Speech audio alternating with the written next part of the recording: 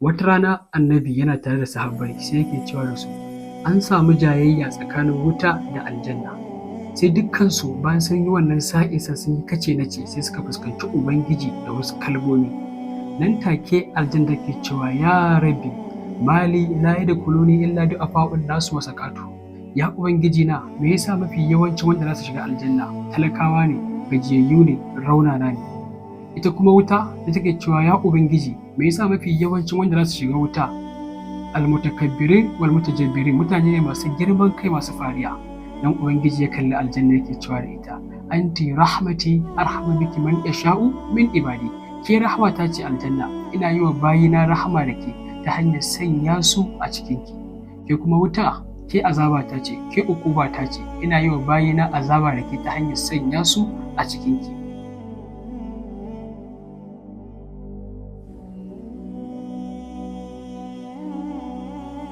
Annabi yake cewa babu wani bawa da zai roki Ubangiji ya sanya shi a aljanna face sai aljanna ta amsa da cewa Allahumma adkhilhul janna. Allahumma adkhilul janna. Allah ka shigar da shi cikin aljanna. Shi yasa Annabi sarkin tausayi ya koyar da mu wata addu'a da zamu dinga faɗi safe da yamma domin Allah Ubangiji ya shigar da mu aljanna. Yake cewa mu dinga cewa Allahumma inni as'aluka aljanna. Ya Ubangiji ka sanya ni aljanna. Kayi so 3 da safe, so 3 da yamma. Allah zai shigar da kai aljanna. Sannan Annabi sallallahu alaihi wasallam yake cewa ma min yau illa wal jannatu wan nari yas'ala. Yake cewa babu wata rana da za ta waye face sai wuta da aljanna sai roki Ubangiji da wasu kalmomi. Aljanna cewa take ya rabbi qad dabat damarati wa tarakat alhari washtaqtu ila awliyai ajil ilayya bi ahli. Cewa take ya Ubangiji na hakika dukkan koramun da suke cikin aljanna sai kuranya suke suna gudana. Dukkan kayan marmarin da yake cikin aljanna dukkan sun nuna.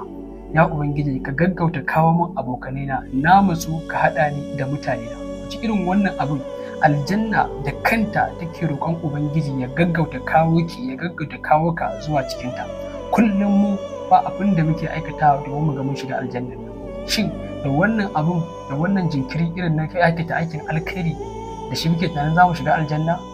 Abu ne mai kamar wuya domin Annabi sallallahu alaihi wasallam cewa yake ya qaumi utlubul jannata jahdakum wa harbu ila nari jahdakum fa innal jannata la yanamu dalibuha fa innan nari la yanamu haribuha.